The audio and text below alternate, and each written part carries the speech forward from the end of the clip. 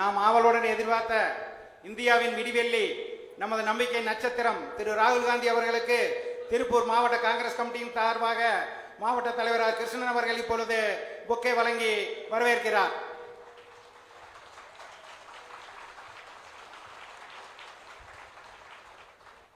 அடுத்தபடியாக மாநில தலைவர் அவர்களுக்கு பூங்கொத்து கொடுத்து வரவேற்கிறார்.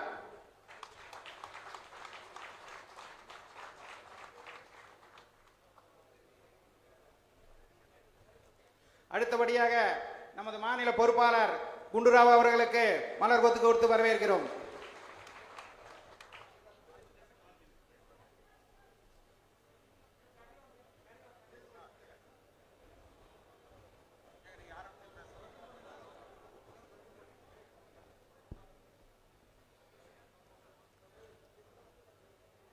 நமது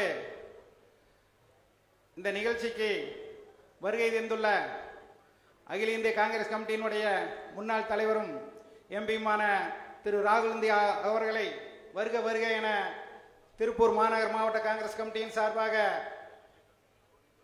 ஆரவாரத்தோடு வரவேற்று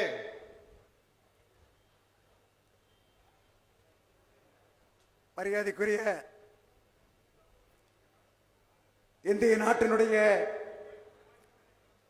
எதிர்கால விடிவெள்ளி இளம் தலைவர் ராகுல்ஜி அவர்கள் இன்றைக்கு காலையிலே இருந்து கோவை மாநகரிலும் வருகின்ற வழியிலே நெடுகிலும் மக்களை சந்தித்து மிக ஆரவாரமான வரவேற்பை பெற்று நாட்டிலே நடந்து கொண்டிருக்கின்ற மோடியினுடைய அராஜக ஆட்சியை பற்றியெல்லாம் எடுத்துரைத்துக் கொண்டு வந்திருக்கின்றார்கள். அவர் நமது திருப்பூர் மாநகருக்கு வந்ததை மிகவும் பெருமையாகவும் மிகவும் இன்றைக்கு அதிலும் மாநகருக்கு வந்தவுடன் தொழிலாளர்களுடைய நலன் கருதி தொழிற்சங்கத்திலே இருக்கின்ற ஊழியர்களை சந்திக்க வருகின்றிருக்கின்றார்கள். அவரை வருக வருக என்று திருப்பூர் மாநகர் மாவட்ட காங்கிரஸ் கமிட்டியின் சார்பிலே வரவேற்கின்றோம்.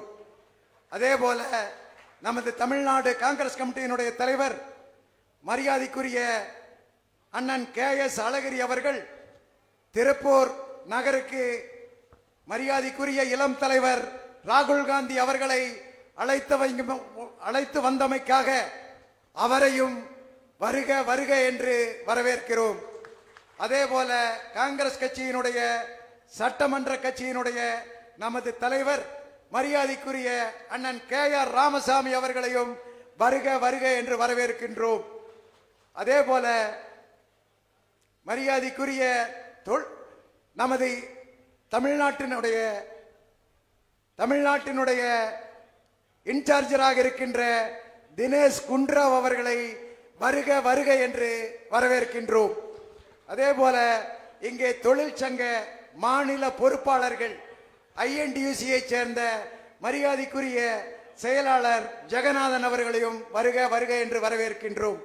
அடுத்ததாக HMS சங்கத்தினுடைய மாநில செயலாளர் ராஜாமணி அவர்களையும் வருக வருக என்று வரவேற்கின்றோம்.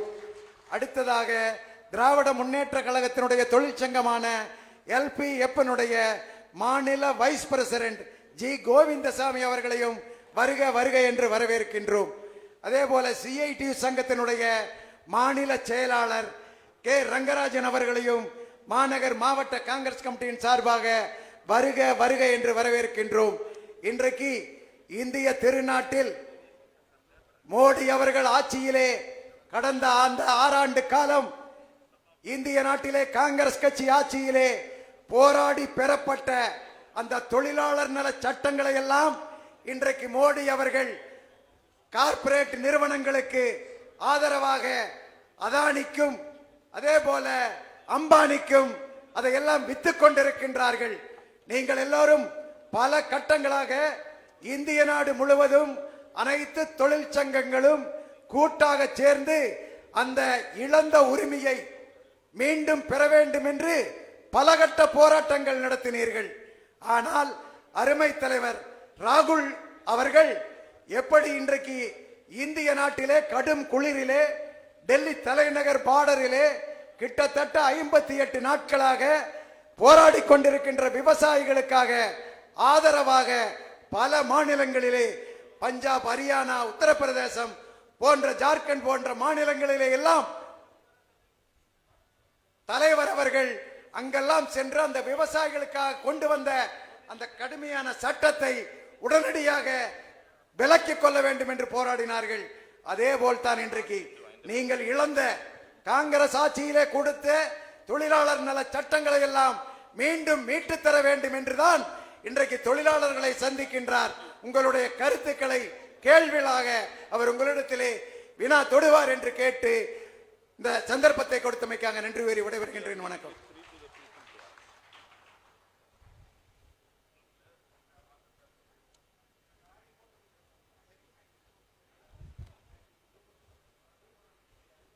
ஐஎன்டிசியினுடைய மாநில தலைவர் ஜெகநாதன் அவர்கள் இப்பொழுது நமது தலைவர் அவர்களுக்கு சால்வையை போட்டு அவர் உரையாற்றுவார்.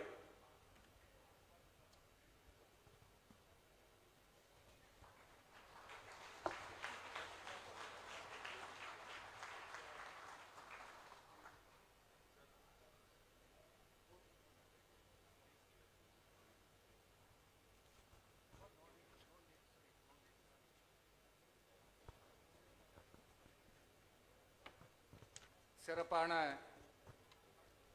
இந்த தொழிலாளருடைய கலந்துரையாடல் கூட்டத்திற்கு ஏற்பாடு செய்துள்ள திருப்பூர் மாவட்ட காங்கிரஸ் கமிட்டியுடைய தலைவர் திரு கிருஷ்ணன் அவர்களே, தமிழ்நாடு காங்கிரஸ் கமிட்டியினுடைய தலைவர் திரு KS அழகிரி அவர்களே, காங்கிரஸ் கமிட்டியினுடைய பார்வையாளர் மரியாதைக்குரிய திரு தினேஷ் குண்டுராவ் அவர்களே, இந்த நிகழ்ச்சியிலே தொழிலாளர் நிகழ்ச்சியில் கலந்து கொண்டு சிறப்பிப்பதற்காக வருகை தந்திருக்கக்கூடிய இந்தியாவினுடைய எதிர்காலமாக திகழ்கின்ற மரியாதைக்குரிய ராகுல்ஜி அவர்களே, மற்றும் இந்த நிகழ்ச்சியில் திரளாக கலந்து கொண்டிருக்கக்கூடிய தொழிலாளர் சகோதர சகோதரிகள் மற்றும் பாராளுமன்ற உறுப்பினர்கள், சட்டமன்ற உறுப்பினர்கள் அனைவருக்கும் தமிழ்நாடு ஐஎன்டிசியின் சார்பிலையும் அகில இந்திய ஐஎன்டிசி தலைவர் டாக்டர் சஞ்சீவ் ரெட்டி அவர்களின் சார்பிலையும் என்னுடைய மனமார்ந்த நன்றியையும் வாழ்த்துக்களையும் தெரிவித்துக் கொள்கிறேன். நன்றி.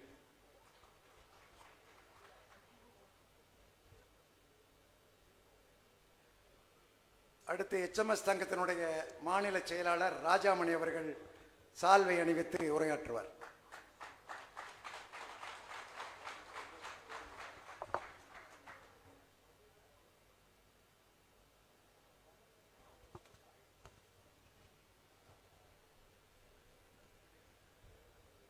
புதிய முயற்சியாக இந்தியாவின் விடியலுக்கான முயற்சியில் தன்னை முழுமையாக ஈடுபடுத்திக் கொண்டிருக்கக்கூடிய இந்தியாவின் உச்ச நட்சத்திரம் இருண்டு கிடக்கிற இன்னும் இருளப்போகிற இந்தியாவை ஒளி கொடுத்து பிரகாசிக்கக்கூடிய உச்ச நட்சத்திரமாக விளங்கக்கூடிய பாசத்திற்குரிய திருமிகு ராகுல்ஜி அவர்கள் உள்ளிட்ட மேடையையும் அரங்கத்தையும் வணங்கி புதிய முயற்சியில் தொழிலாளர்களோடு கலந்துரையாடுகிற நேரத்தை நாங்கள் எடுத்துக்கொள்ளாமல் விவசாயிகள் அல்லல்பட்டுக் கொண்டிருக்கிறார்கள். 44 தொழிலாளர் சட்டங்கள் 4ஆக சுருக்கப்பட்டு நச்சு பாம்புகளை தொழிலாளர்கள் வீட்டிலே விட்டு விளையாடுவது போல தொழிலாளர்கள் அச்சப்பட்டு தினந்தோறும் என்ன வருமோ ஆபத்து என்று இருந்து கொண்டிருக்கிற இருண்ட நேரத்தில் பிரகாசித்துக் கொண்டிருக்கக்கூடிய ராகுல்ஜி அவர்களே, 45 கோடி தொழிலாளி வர்க்கம், 90 கோடி கரங்கள், நீங்கள் நேருவினுடைய பேரன் என்பதற்காக அல்ல, அன்னை இந்திராவின் பேரன் என்பதற்காக அல்ல, அருமை தலைவர் ராஜீவ் காந்தியின் புதல்வர்கள் என்பதற்காக அல்ல, இந்தியாவினுடைய தலைவராக நீங்கள் வாருங்கள், நாட்டை காப்பாற்றுங்கள் என சொல்லி வாய்ப்புக்கு நன்றி கூறி விடைபெறுகிறேன்.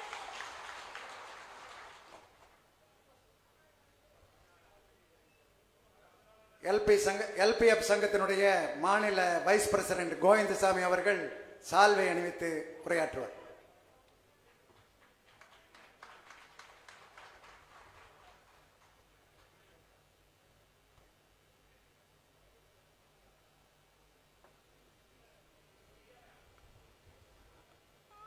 அன்புக்குரிய இந்திய திருநாட்டின் இளைய தலைவர், காங்கிரஸ் பேர் இயக்கத்தினுடைய முன்னாள் தலைவரும் எதிர்காலத்தை இந்திய நாட்டை வழிநடத்தி செல்ல இருக்கக்கூடிய நம்முடைய பெருமதிப்புக்குரிய திரு ராகுல்ஜி அவர்கள் உள்ளிட்டு மேடையில் அமர்ந்திருக்கிற அவையில் அமர்ந்திருக்கக்கூடிய அனைவருக்கும் என்னுடைய அன்பான வணக்கத்தை சொல்லி, திருப்பூர் நகரத்திற்கு அவருடைய வருகை பெருமை சேர்க்கக்கூடிய ஒரு நல்ல நிகழ்வாகும். திருப்பூருக்கு வருகை தந்தபோது தொழிலாளர்கள் நிறைந்த ஒரு பகுதி என்பதை கவனத்திலே கொண்டு தொழிலாளர்களை நேரிலே சந்தித்து அவர்களுடைய குறைகளையும் கோரிக்கைகளையெல்லாம் கேட்டறிய வேண்டும் என்ற நல்ல நோக்கத்தோடு இந்த நிகழ்ச்சி இங்கு ஏற்பாடு செய்திருக்கிற காங்கிரஸ் பேர் இயக்கத்திற்கும் எல்பிஎஃப் தொழிற்சங்க அமைப்பின் சார்பாக நன்றியை இந்த நேரத்தில் தெரிவித்துக் கொண்டு, தொழிற்சங்க அமைப்புகளின் சார்பிலே வைக்கக்கூடிய கோரிக்கைகள் அதனுடைய பல்வேறு விவரங்களை தொழிற்சங்க தலைவர்களுடைய கூட்டமைப்பின் சார்பிலே எழுத்துப்பூர்வமாக உங்களிடத்திலே சமர்ப்பிக்க இருக்கிறார்கள். ஆகவே நான் அதற்குள் அதிகம் செல்ல விரும்பவில்லை. இன்றைக்கு மோடி அரசு வந்ததற்கு பிறகு எல்லா தரப்பட்ட மக்களுடைய உரிமைகள் ஒவ்வொன்றையும் தட்டி பறித்து கார்ப்பரேட் கம்பெனிகளை பாதுகாக்கக்கூடிய ஒரு பாதுகாவலனாக இன்றைக்கு மோடி அவர்கள் திகழ்ந்து கொண்டிருக்கிறார்கள். பெருமதிப்புக்குரிய ராகுல்ஜி அவர்களே, உங்களுடைய கடுமையான உழைப்பு நிச்சயமாக இந்தியாவில் ஒரு மாற்றத்தை உருவாக்கும் என்பதிலே சந்தேகமில்லை. இன்றைக்கு டெல்லியிலே நடைபெறுகிற 2 மாத காலத்திற்கு மேலாக விவசாயிகள் இந்த ஆட்சியினுடைய தவறான நடவடிக்கைகளை எதிர்த்து போராடி இந்த அரசையே மண்டியிட வைக்கக்கூடிய ஒரு மகத்தான போராட்டத்தை விவசாயிகள் நடத்துகிறார்கள். அதே போலதான் தொழிலாளர் சட்டங்களை சூறையாடி கொண்டிருக்கிற மோடியினுடைய இந்த கொள்கைகளை எதிர்த்து அனைத்து தொழிற்சங்க அமைப்புகளும் நாடு தழுவிய முறையில் ஒரு பிரம்மாண்டமான பேர் இயக்கத்தை நடத்துகிற போது தொழிலாளர்கள் விவசாயிகள் ஒன்றுபட்டு நடத்துகிற மகத்தான போராட்டம் மோடி ஆட்சி அல்ல, வேற எந்த கொம்பனாக இருந்தாலும் ஆட்சியிலிருந்து தூக்கி எறியக்கூடிய காலம் விரைவிலே வரும் என்பதை இந்த நேரத்திலே சொல்லி, அப்படிப்பட்ட சூழலில் இன்றைக்கு இங்கே வருகிற ராகுல்ஜி அவர்கள் எங்களுடைய பெருமதிப்புக்குரிய திராவிட முன்னேற்ற கழகத்தினுடைய தலைவர் தளபதி அவர்கள் கடந்த நாடாளுமன்ற தேர்தல் நேரத்திலேயே உங்களிடத்தில் உறுதியை தந்தார்கள். இந்த நாட்டின் பிரதமராக ராகுல்ஜி அவர்கள் வர வேண்டும் என்ற கோரிக்கை வைத்த முதல் தலைவர் தளபதி ஸ்டாலின் அவர்கள். ஆனால் தமிழ்நாட்டு மக்கள் அதை ஏற்றுக்கொண்டார்கள், வட மாநில மக்கள் ஏற்றுக்கொள்ளவில்லை. ஆகவே நிச்சயமாக இன்றைக்கு இந்த மோடி அரசாங்கத்தினுடைய தருதலைத்தனமான நடவடிக்கையின் விளைவாக அனைத்து நாடு முழுவதும் இருக்கிற அனைத்து மக்களும் எதிராக கொதித்தெழுவார்கள். அடுத்து நடைபெறுகிற தேர்தல் களத்திலே நீங்கள் இந்த நாட்டின் பிரதமராக வருகின்ற அறிய வாய்ப்பு இருக்கிறது என்பதை இந்த நல்ல சந்தர்ப்பத்திலே சொல்லி, எங்களுக்கும் மேடையிலே அழைத்து பேச வாய்ப்பளித்தமைக்கு நன்றி சொல்லி விடைபெறுகிறேன். வணக்கம்.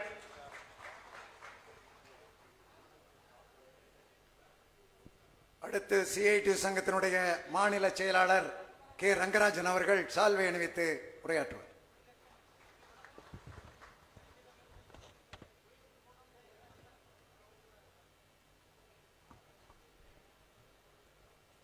ஒரு மிகச்சிறந்த நிகழ்வை ஏற்பாடு செய்திருக்கிற காங்கிரஸ் பேர் இயக்கத்திற்கு சிஐடியின் சார்பில் முதலில் வாழ்த்துக்களை உரித்தாக்குகிறோம்.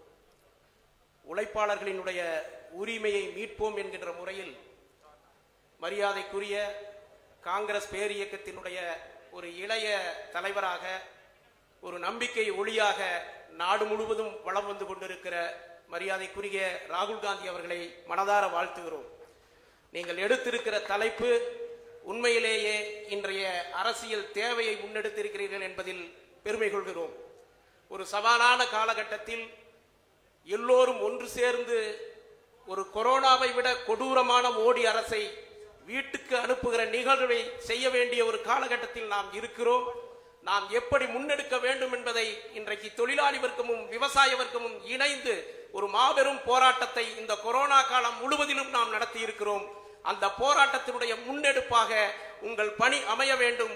உழைப்பாளர்களுடைய உரிமையை மீட்போம், உழைக்கும் வர்க்கத்திற்கு அரணாய் இருப்போம் என்கின்ற உங்கள் தலைப்பு நிதர்சனமாக நிஜமாக விளங்க எங்கள் வாழ்த்துக்களை தெரிவித்து விடைபெறுகிறேன். வணக்கம்.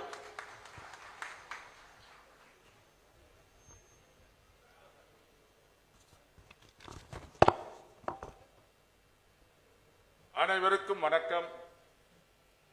இன்று காலை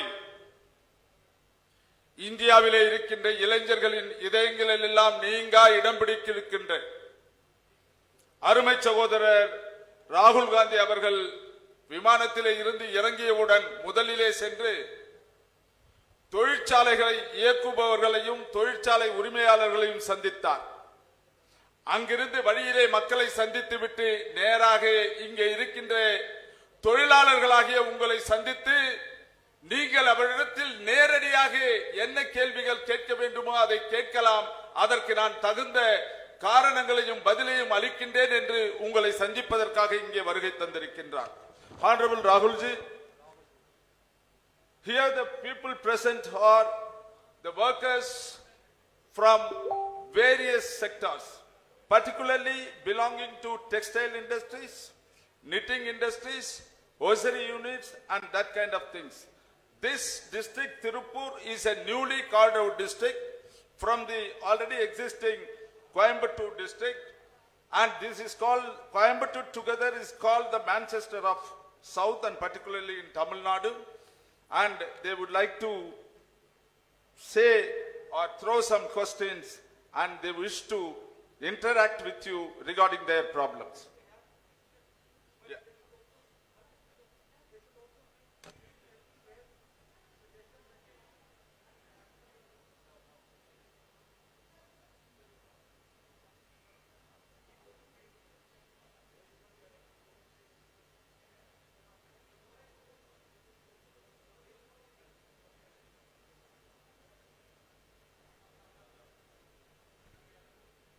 அடுத்து தமிழ்நாடு காங்கிரஸ் கமிட்டியினுடைய அருமை தலைவர் அழகிரி அவர்கள் உரை நிகழ்த்துவார்கள் 2 நிமிடத்திற்கு.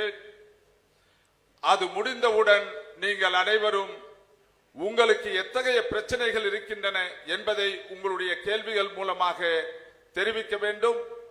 எழுதியும் கொடுக்கலாம் நீங்கள், அல்லது அங்கே இருந்து கையை தூக்கினாலே உங்களுக்கு மைக் கொடுக்கப்படும். அந்த மைக்கிலே நீங்கள் ஆங்கிலத்திலோ அல்லது தமிழிலோ உங்களுடைய கேள்விகளை தொடுக்கலாம். தலைவர் அழகிரி அவர்கள்.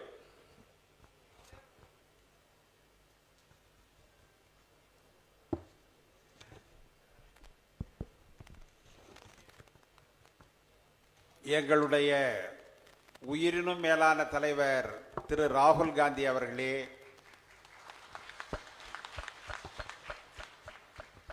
திரு குண்டுராவ் அவர்களே, இந்த மேடையில் அமர்ந்திருக்கிற தொழிற்சங்க தலைவர்களே, அருமை தோழர் கிருஷ்ணன் அவர்களே, மாவட்ட தலைவர், நாடாளுமன்ற உறுப்பினர், அருமை நண்பர் திருவள்ளூர் நாடாளுமன்ற உறுப்பினர் அவர்களே, மற்றும் இங்கே கலந்து கொண்டிருக்கிற பெரியோர்களே, சகோதரிகளே, தலைவர் அவர்கள் தமிழக தொழிலாளர்களுடைய பிரச்சனைகளை கேட்டறிவதற்காக இங்கே வந்திருக்கிறார். காங்கிரஸ் இயக்கம் தொழிலாளர்கள் நலனுக்காக ஏகப்பட்ட கொள்கைகளை வகுத்து கொடுத்தது. ஆனால் மோடி அரசாங்கம் அவற்றை சிறுக சிறுக அழித்துக் கொண்டிருக்கிறார்கள். 44 வகையான தொழிலாளர் திருத்த சட்டங்கள் இதற்கு முன்பு இங்கே இருந்தன என்றும், இப்பொழுது 40 சட்டங்கள் அகற்றப்பட்டு வெறும் 4 சட்டங்கள் மட்டுமே இங்கே இருப்பதாக நம்முடைய தொழிற்சங்க தலைவர் அவர்கள் உரையாற்றினார். காரணம் என்னவென்றால், தன்னுடைய நண்பர்களான முதலாளிகளுக்கு உதவுவதற்காக மோடி இந்த தவறை செய்திருக்கிறார். பண்டித ஜவஹர்லால் நேரு அவர்கள் இந்தியாவினுடைய தொழிற்கொள்கையை வகுக்கிற பொழுது தனியார் துறையும் இருக்க வேண்டும், பொதுத்துறையும் இருக்க வேண்டும், அது ஒரு கலப்பு பொருளாதாரமாக மிக்ஸ்டு எக்கானமி என்று சொல்லுவார்கள், இருக்க வேண்டும் என்று கருதினார். எனவேதான் தனியார்கள் தொழில் தொடங்க வந்த பொழுது நம்முடைய அரசு அவர்களுக்கு ஊக்கம் அளித்தது. அதே போல பொதுத்துறை நிறுவனங்களையும் நம்முடைய அரசு காப்பாற்றியது. உதாரணமாக எல்ஐசி, வங்கிகள் தேசியமயமாக்கப்பட்டது, BSNL, இதை போன்ற ஏராளம், பாரத் ஹெவி எலக்ட்ரிக்கல்ஸ், நான் சொல்லிக்கொண்டே போகலாம். இதை மாதிரி ஏராளமான பொதுத்துறை நிறுவனங்களும் நம்மிடையே இருந்தன. அதன் பிறகு லிபரலைசேஷன் என்று சொல்லக்கூடிய ஒரு கொள்கை இந்தியாவிற்கு வந்தது. தாராளமயமாக்கல், லிபரலைசேஷன் என்பது அவசியம், அதை தேவையில்லாதது என்று சொல்ல முடியாது. நமக்கு முன்பே 17 ஆண்டுகளுக்கு முன்பே சீனா அந்த கொள்கையை கொண்டு வந்தது. லிபரலைசேஷன் அந்த தாராளமயமாக்கத்தில் இரண்டு கருத்துகள் இருக்கின்றன. ஒன்று, அதற்கு இந்திய முகம் இருக்க வேண்டும், அதற்கு அமெரிக்க முகம் இருக்கக்கூடாது. சீனாவில் அவர்கள் என்ன செய்தார்கள் என்றால், அந்த தாராளமயமாக்கலுக்கு சீன முகத்தை கொடுத்தார்கள், அவர்கள் அமெரிக்க முகத்தை கொடுக்கவில்லை. எனவேதான் சீனாவினுடைய தொழில்துறை பெரிதும் வளர்ந்தது. இன்றைக்கு நம்முடைய கொள்கை கோரிக்கைகள் என்னவென்று சொன்னால், தனியார் துறைக்காக பொதுத்துறையை அழித்து விடக்கூடாது. ஜியோவிற்காக பிஎஸ்என்எல் அழிக்கப்பட்டிருக்கிறது, உங்களுக்கெல்லாம் நன்றாக தெரியும். நம் நாட்டில் ஏதாவது ஒரு பேரழிவு வந்தால் உடனடியாக அதற்கு தொலைத்தொடர்பு துறையான பிஎஸ்என்எல் உடனடியாக செயல்பட்டு அதை சரிப்படுத்தும். 4G அலைக்கற்றை வந்தது, தனியாருக்கெல்லாம் மோடி கொடுத்தார். ஆனால் நம்முடைய பொதுத்துறை நிறுவனமான பிஎஸ்என்எலுக்கு அதை கொடுக்கவில்லை. அதனால் பிஎஸ்என்எல் சிறுக சிறுக அழிந்து போனது. ஒரு பொதுத்துறை நிறுவனம் நம்முடைய கண் முன்பே அழிந்து போனது. 130 கோடி மக்களுக்கும் ஒற்றை தொலைத்தொடர்பு துறையான ஜியோ மட்டும்தான் இருக்கும் என்பது கொடுமையிலும் கொடுமை. இந்தியாவை போன்ற ஒரு பெரிய நாட்டில் 130 கோடி மக்களும் ஜியோவைத்தான் பயன்படுத்த வேண்டும், அந்த தொலைத்தொடர்பு நிறுவனம் தான் இருக்கும் என்று சொன்னால் அது நம்முடைய கொள்கைக்கே விரோதமானது. ஆனால் மோடி அவைகளை மிக திறமையாக செய்கிறார், அமைதியாக செய்கிறார், எல்லா தொழிலாளர் விரோத நடவடிக்கைகளையும் செய்கிறார், சோசலிசத்திற்கு விரோதமாக நடக்கிறார். ஜவஹர்லால் நேரு பெருந்தலைவர் காமராஜரும் கொண்டு வந்த ஜனநாயக சோசலிசத்தை அழித்து கொண்டிருக்கிறார். அதை இந்திய தொழிலாளர் வர்க்கமும் இந்திய மக்களும் ஏற்றுக்கொள்ள மாட்டார்கள். தலைவர் ராகுல் காந்தி அவர்களே, உங்கள் மீது எங்களுக்கு 100% நம்பிக்கை இருக்கிறது. நீங்கள் ஒரு அற்புதமான இளைஞர், கொள்கையால் உருவாக்கப்பட்டவர், லட்சியங்களுக்கு கட்டுப்பட்டவர். இந்த தேசத்தை வளர்க்க வேண்டும் என்பதை தவிர உங்களுக்கு வேறு எந்த எண்ணமும் இல்லை என்பதை நாங்கள் அறிவோம். தேர்தலிலே காங்கிரஸ் கட்சி தோல்வியை தழுவிய பொழுது பொறுப்பேற்றுக் கொண்டு நீங்கள் அதற்காக உங்களுடைய பதவியை ராஜினாமா செய்தீர்கள். மகாத்மா காந்திக்கு இடையான ஒரு உணர்வு அது. காந்திய தத்துவத்தினுடைய ஒரு பிரதிநிதியாக நீங்கள் இருக்கிறீர்கள். ஏனென்று சொன்னால், எந்த ஒரு காரணத்திற்கும் யாராவது பொறுப்பேற்றுக் கொள்ள வேண்டும். இன்றைக்கு இந்த நிகழ்ச்சியை திரு கிருஷ்ணன் ஏற்பாடு செய்திருக்கிறார். அதனுடைய பெருமை அவருக்கு செல்கிறது, அவருடைய தோழர்களுக்கு செல்கிறது. ஒருவேளை இந்த நிகழ்ச்சி சிறப்பாக நடைபெறவில்லை என்றால் கிருஷ்ணன் அதற்கு பொறுப்பேற்றுக் கொள்ள வேண்டும். பொறுப்பேற்றுக் கொள்ளாமல் ஒரு இயக்கத்தை நடத்த முடியாது. இந்த நாட்டிலே உங்களை தவிர வேறு யார் பொறுப்பேற்றுக் கொண்டார்கள்? ஒரு சிறு பிரச்சனை வந்த பொழுது, நாம் வெற்றி வாய்ப்பை இழந்த பொழுது அதற்காக பொறுப்பேற்றுக் கொண்டு நீங்கள் உங்களுடைய பதவியை ராஜினாமா செய்தீர்கள். அதை ஒரு பெரிய விஷயமாக நாங்கள் கருதுகிறோம்.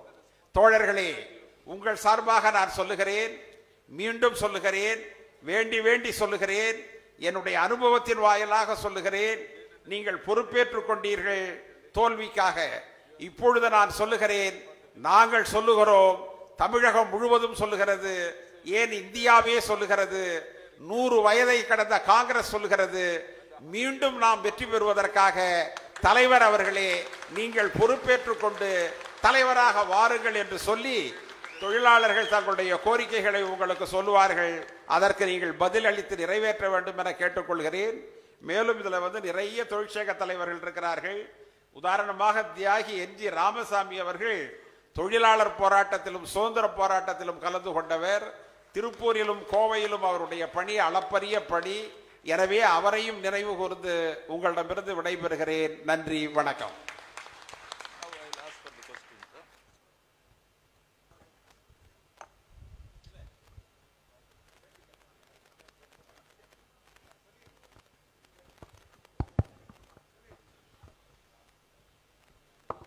Now the session is open for questions. நீங்கள் யார் யார் கேள்வி கேட்க வேண்டும் விரும்புகிறீர்களோ அவர்கள் கை உயர்த்தலாம். அவருக்கு மைக் கொடுங்க.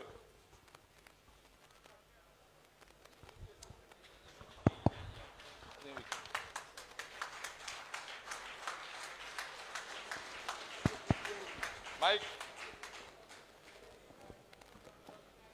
I'll say 2 words. You translate. Thank you very much for coming here It's an honor for me to speak to all of you. I've come here not just to speak to you, I've come here also to listen to what you have to say. And so I would like you, of course, to ask me questions, but I would also like you to tell me what you are facing. நான் இங்கே என் சார்பாக பேசுவதற்காக மட்டும் வரவில்லை. நீங்கள் கேள்வி கேட்க வேண்டும், அந்த கேள்விகளுக்கு உங்களோடு நான் இணைந்து பதில் சொல்ல வேண்டும் என்பதற்காக வருகை தந்திருக்கின்றேன். நீங்கள் உங்களுக்கு விரும்பிய கேள்வியை கேளுங்கள், நான் என்னால் முடிந்த மாத்திரத்திலே உங்களுக்கு பதில் அளிக்கின்றேன். I'm very happy to see that there are quite a few ladies here today. I would also like to hear what you have to say. இங்கே அதிகமான சகோதரிகள் இங்கே கூடியிருக்கின்றீர்கள், தாய்மார்கள் இங்கே கூடியிருக்கின்றீர்கள். உங்கள் சார்பாகவும் நீங்கள் கேள்விகளை கேளுங்கள், நான் உங்களுக்கு பதில் சொல்லுகின்றேன். So let us start with the program. Who would like to ask or who would like to say something? யார் முதல் கேள்வியை கேட்க போகின்றீர்கள்? மைக் கொடுப்பா.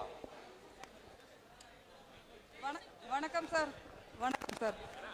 சைலன்ஸ். வணக்கம் சார். வணக்கம். நீங்க எங்க தமிழ்நாட்டுக்கு வந்தது எனக்கு ரொம்ப பெருமையாகவும் கௌரவமாகவும் இருக்குதுங்க. We are honored. Namaskar. உட்காரும். हेलो जो She is speaking Urdu. अच्छा इनको खत्म करने दीजिए, फिर बाद में हम आपसे बात करेंगे. आप यहाँ आ जाइए, बैठ जाइए. हाँ, नमस्कार. நான் கோவிந்தராஜ், தமிழ்நாடு காங்கிரஸ் தொழிலாளர் யூனியன் டிஸ்ட்ரிக்ட் லீடர் கோவை மாவட்டம் சார். தமிழ்நாடு காங்கிரஸ் தொழிலாளர் யூனியனோட நீங்க இங்க வந்ததுக்கு எங்களுடைய தொழிற்சங்க சார்பில் உங்களை வருக வருகின்ற வரவேற்கிறோம். அதாவது நான் எங்கள் கோயம்புத்தூர் டிஸ்ட்ரிக்டில் பார்த்தீங்கன்னா இப்போ கட்டுமான நல வாரியத்தில் ரீசெண்டாக உதவித்தொகை கொடுத்தாங்க. அதில் வந்து அமைப்பு சாரா தொழிலாளர்களுக்கு அந்த உதவித்தொகையெல்லாம் சேரலைங்க. கட்டுமான நல வாரியத்துக்காரர்களுக்கு மட்டும்தான் அந்த பண பலன் போய் சேர்ந்தது. மற்ற உதவித்தொகைகளும் அவங்களும் தொழிலாளி தான், அதனால் அவங்களுக்கும் சரிசமமான உதவித்தொகைகளோ மற்ற பலன்களோ போய் சேரணும். அதுக்கு நீங்கள் ஆவணம் செய்யணும். அப்புறம் பார்த்தீங்கன்னா விலைவாசி உயர்வு வந்து பல மடங்கு எகிரிட்டு போயிருக்குங்க. ஆனால் அவங்க கொடுக்குற உதவித்தொகை அந்த தொழிலாளி குடும்பத்திற்கு கல்வி உதவியாகட்டும், திருமண உதவியாகட்டும், இது எல்லாமே வெறும் ஒரு 1000 rupees 1500 இது மாதிரி தான் இருக்குங்க. அந்த உதவித்தொகைகள் எல்லாம் உயர்த்தி வழங்குறதுக்கு நீங்கள் ஆவணம் செய்யணும். பெரும்பாலும் 10 வயசு பூர்த்தி ஆனவங்களுக்கு வந்து 1000 ரூபாய் தான் உதவித்தொகை. அது வந்து அதிகப்படுத்தி தர்றதுக்கு நீங்கள் ஆவணம் செய்யுமாறு கேட்டுக்கொள்கிறோம். 60 வயது முடிந்த தொழிலாளி இறந்துட்டா அவர்களுக்கு எந்த உதவித்தொகையுமே இல்லை, அதோடு அவங்க சாப்டர் க்ளோஸ் ஆயிடுது. அவங்க குடும்பத்துக்கு வந்து அதுக்குண்டான பணப்பலன் போய் சேரணும். அதுக்கும் நீங்கள் ஆவணம் செய்யணும். She has raised 3 issues. Issue number 1, that the financial assistance was given here and it was given only to the organized sector people. The unorganized sector people were not given any assistance. And she said that only 1000 rupees assistance they are giving. You should help to get this 1000 rupees assistance enhanced for the people. And the third thing? You said she said 3 things. Yeah, 3 things. ஒன்னு என்னம்மா சொன்னீங்க? ஒன்னு 1000 ரூபாய் உயர்த்தி கொடுக்கணும், இன்னொன்னு வந்து unorganise அமைப்பு சாரா தொழிலாளர்கள், இன்னொன்னு ஒன்னு சொன்னீங்களே,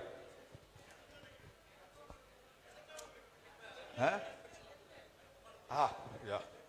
They have given during this Pongal season a gift to the people, and it is given only to the people who belong to the construction workers. For other sections kind of workers were not given this assistance. So these are the 3 things. Okay. Thank you. Nani.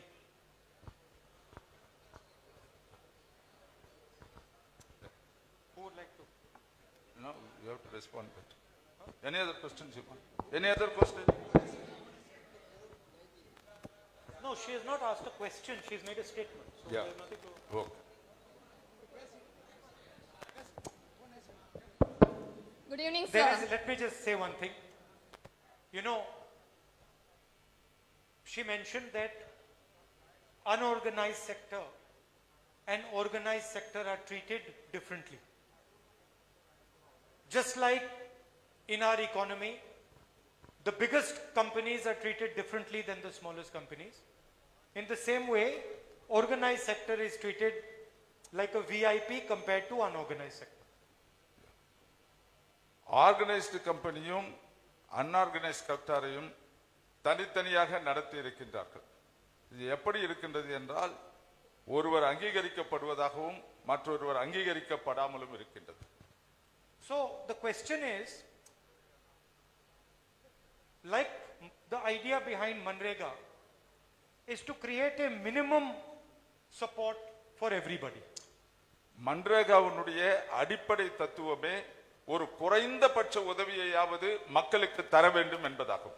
If you are living in a rural environment, Manrega guarantees you minimum employment. நீங்கள் ஊரக பகுதியிலே வாழ்ந்து கொண்டிருந்தால் மன்ரேகாவானது உங்களுக்கு குறைந்தபட்ச உதவியை நிச்சயம் செய்கின்றது. கேரண்டி நிச்சயம் செய்கின்றது. Now the problem is that Manrega worked very well for the rural areas. அப்பொழுது இப்போது ஏற்பட்டிருக்கின்ற ஒரு சூழ்நிலை என்னவென்றால் இந்த மன்ரேகாவானது ஊரக பகுதிகளிலே கிராம பகுதிகளிலே மிகவும் நன்றாக அமைந்து நன்றாக உதவி செய்திருக்கின்றது, நன்றாக அமைந்து விட்டிருக்கின்றது. But Manrega does not work in the urban areas. ஆனால் இதே மன்ரேகாவானது நகரப்புறங்களிலே அந்த அளவுக்கு பயனளிக்க கூடியதாக இல்லை.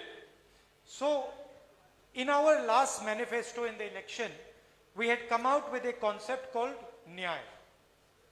எனவேதான் நாங்கள் கடந்த முறை ஒரு நியாய என்கின்ற ஒரு முறைப்படி ஒரு திட்டத்தை நாங்கள் அறிவித்தோம். And the idea was that every single person in this country whose income is below a certain amount will be given a guaranteed cash payment. இதனுடைய தத்துவம் என்னவென்றால் ஒரு குறைந்தபட்ச ஊதியம் கூட இல்லாதவர்களுக்கு ஓரளவுக்காவது உதவி செய்ய வேண்டும். அந்த அடிப்படையை கொண்டு நாங்கள் ஒரு நியாய என்கின்ற திட்டத்தை அறிவித்திருந்தோம். So no matter where you lived, which state you lived in, if you were poor,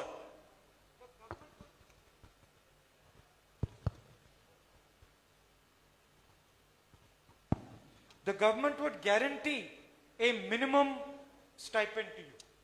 எனவே அரசாங்கம் குறைந்த அளவு ஊதியை உங்களுக்கு உறுதி செய்ய வேண்டும். And if we come to power, we will put in place such a concept. நாங்கள் ஆட்சிக்கு வந்தால் அத்தகைய ஒரு திட்டத்தை கண்டிப்பாக அமல்படுத்துவதற்காக கொண்டு வருவோம். That regardless, we will wipe out poverty from India by putting money directly into the poor people's bank account. காங்கிரசினுடைய கொள்கையானது நாட்டிலே இருக்கின்ற வறுமையை அடியோடு ஒழித்து கட்டுவோம். அதற்காக அரசு கொடுக்கின்ற நிதியானது நேராக உங்களுடைய வங்கி கணக்குகளிலே செல்லும்.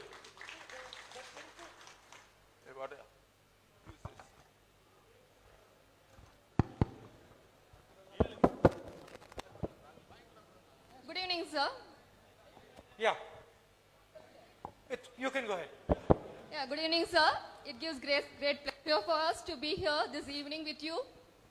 I would like to the Hindi sir. कोई भी देश यश के तब तक नहीं पहुंच सकता जब तक उसकी महिलाएं कंधे से कंधा मिलाकर ना चले. A country can progress only when the women folk walk shoulder to shoulder in the face of development. But it is very unfortunate that the women in India are subjected to various forms of violence such as physical, sexual, social, psychological and economical. And indeed, we are recently witnessing several incidences of sexual assaults in like Hathras, the Anganwadi worker and so on. But it is very, very unfortunate that the government, instead of punishing the perpetrators, they are protecting them. Then where will it end, sir? What's the end for this? The second thing is, I belong to an unorganized sector, not to Congress Tholilalar Union. The women in this sector face challenges such as gender inequalities, poor occupational health and safety, no maternity benefit.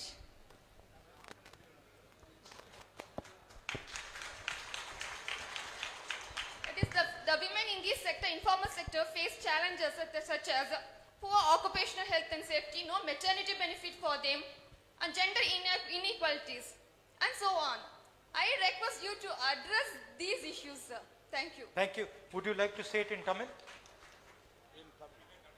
Would you like to translate what she said in Tamil? In Tamil, so people understand what she said? என்ன அவர்கள் தெரிவித்த கருத்தானது தான் ஒரு unorganise செக்டாரிலே இருந்து வருகை தந்திருக்கின்றார் என்றும் குறிப்பாக பெண்களுக்கு பல விதங்களிலே இந்த சமுதாயத்திலே தவறுகள் நடந்து கொண்டிருக்கின்றன. பாலியல் ரீதியாகவும்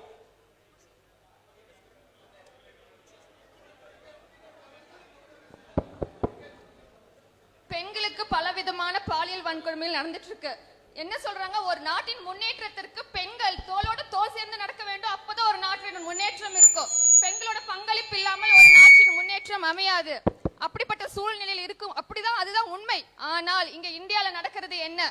பெண்களுக்கு பாலியல் வன்கொடுமைகள் பல விதங்கள்ல, பல இடங்கள்ல, எந்தவித வயது பாகுபாடு இல்லாம நடந்துட்டு இருக்கு. இது இப்படி போயிட்டு, ஆனா இந்த அரசாங்கம் என்ன பண்ணுது? அவங்களை தண்டிப்பதற்கு பதிலாக அவர்களை காப்பாற்றி கொண்டிருக்கிறது. இதற்கு என்ன தீர்வு? இதற்கு நம்ம என்ன செய்ய போறோம்? ரெண்டாவது, நான் அமைப்பு சாரா தொழிற்சங்கத்துல பணிபுரிஞ்சிட்டு இருக்கேன். இந்த அமைப்பு சாரா பெண்களை பார்த்தோம்னா அவங்களுக்கு ஜெண்டர் பாலியல் ரீதியாக, அதாவது பாலின ரீதியாக பெண்களுக்கு அதிக ஊதியம், பெண்களுக்கு குறைவான ஊதியம், ஒரே சமமான வேலைக்கு சமமான ஊதியம் கிடைப்பதில்லை. அது ஒரு விஷயம். அதே மாதிரி அவங்களுக்கான சுகாதாரம் எதுவுமே பெண்களுக்கு கிடைக்கிறது இல்ல. அதே மாதிரி அந்த மகப்பேறு பெண்கள் பார்த்தோம்னா வெறும் அமைப்பு சார்ந்த தொழிலாளிகளுக்கு மட்டும்தான் இருக்கு. அமைப்பு சாராத பெண்களுக்கு அந்த மகப்பேறு பெண்கள் எதுவுமே கிடைக்கிறது இல்ல. இதற்கு நம்ம தலைவர் அவர்கள் என்ன பதில் நம்மளுக்கு தீர்வு கொடுக்கறாங்கன்னு நான் கேட்கிறேன். நன்றி, வணக்கம்.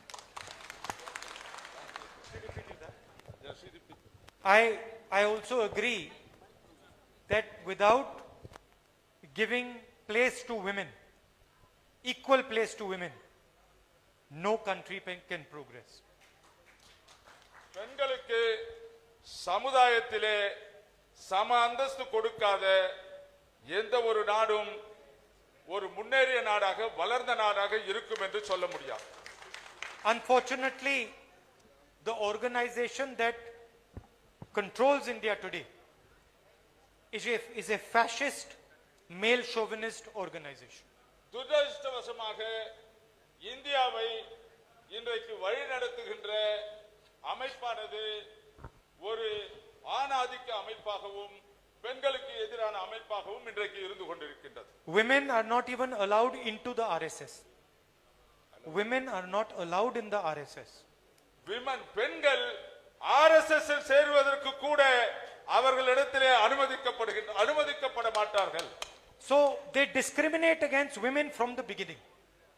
எனவே அவர்கள் ஆரம்பத்திலிருந்து பெண்களை தீங்கிழைத்துக் கொண்டிருக்கின்றார்கள். Any organization that does not let women inside it obviously does not respect women. எந்த ஒரு அமைப்பும் பெண்களை தங்கள் உள்ளத்திலே மதிப்பாக வைத்து நடத்துவதாக இல்லாமல் இருந்தால் அது வெளியிலேயும் பெண்களை மதிப்புள்ளவர்களாக நடத்தாது. Because if you respected women, you would give them equal space in your organization. நீங்கள் பெண்களை மதித்தால் உங்களுடைய நிறுவனத்திலேயும் உங்களுடைய சுற்றுச்சூழலிலேயும் பெண்களுக்கு நீங்கள் சமத்துவத்தை கொடுப்பீர்கள். And if you look at the achievements of our country, you will find that women have played a central role. நம்முடைய நாட்டின் முன்னேற்றத்தை நீங்கள் பார்த்தீர்கள் என்றாலும் கூட இந்தியாவின் வளர்ச்சியிலே பெண்கள் மையத்திலே இருந்து இதற்காக உழைத்திருக்கின்றார்கள். So I fully agree that women have to be supported and given space. எனவே நான் முழுவதுமாக ஒத்துக்கொள்ளுகின்றேன், முழுவதுமாக சம்மதிக்கின்றேன். பெண்களுக்கு தேவையான இடமும் அதே நேரத்தில் அவர்கள் சமமாகவும் நடத்தப்பட வேண்டும். But also I feel that it is important to educate people on the importance of giving women an equal role. அதே நேரத்தில் பெண்களுக்கு சம உரிமை கொடுக்க வேண்டும் என்பதை பற்றி நாம் நம்முடைய சமுதாயத்திலே இதை படிப்பினை செய்ய வேண்டியதாக இருக்கின்றது. Because after all the crimes that are committed against women, all this violence that you see against women, it is done by men. உங்களுக்கு தீங்கெல்லாம் இழைக்கப்படுகின்றதோ, துன்பமெல்லாம் இழைக்கப்படுகின்றதோ, அது யாரால் இழைக்கப்படுகின்றது? ஆண்களால் தான் இழைக்கப்படுகின்றது. So they have to, of course, be punished when they misbehave, but also they must understand and respect the role of women in society. அவர்கள் தவறு செய்யும் பொழுது அவர்கள் தண்டிக்கப்பட வேண்டும். அதே நேரத்திலே அவர்கள் பெண்களை சமமாக நடத்த வேண்டும் என்பது அவர்களுக்கு கற்பிக்கவும் வேண்டும். My personal experience is that normally women are better than men at doing most things. என்னுடைய தனிப்பட்ட அனுபவமானது சமுதாயத்திலே ஆண்களை விட பெண்கள் சற்று உயரமானவர்களாகவும் சிறந்தவர்களாகவும் இருக்கின்றார்கள்.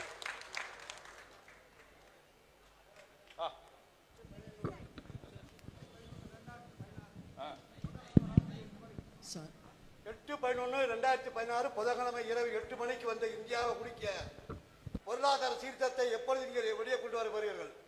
இந்திய நாடு கண்ணீர வளர்ந்த நாள் 8/11/2016 இரவு 8 மணிக்கு செய்தி வந்தது. அந்த நாள் இன்னும் இந்தியா எல்லா மக்கள் அனைவரும் கண்ணீரும் கவலையாக வாழ்ந்து கொண்டிருக்கிறார்கள். அதுக்கு ஒரு விடுவு காலம் பெற்று தரும்படி உங்களை பணியிடமானவர் கேட்டுக்கொள்கிறோம்.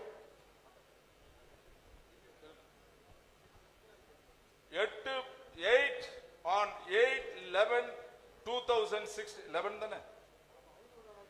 அதான் November 8/11/2016 a bad and sad incident happened in this country, and that is what the demonetization they have brought it.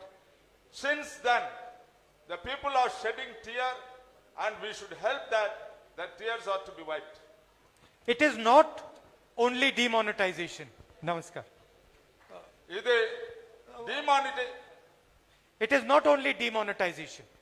You have to understand that there is a systematic, organized assault taking place on the workers and the poor people of this country. இது அந்த பண மதிப்பிழப்பு மட்டுமல்ல, திட்டமிடப்பட்டு சிந்தித்து திட்டங்களை தீட்டி மக்களை துன்புறுத்தப்பட வேண்டும் என்பதற்காக செய்யப்பட்ட திட்டங்களில் இதுவும் ஒன்று. And do not think that these are policy mistakes. These are not mistakes.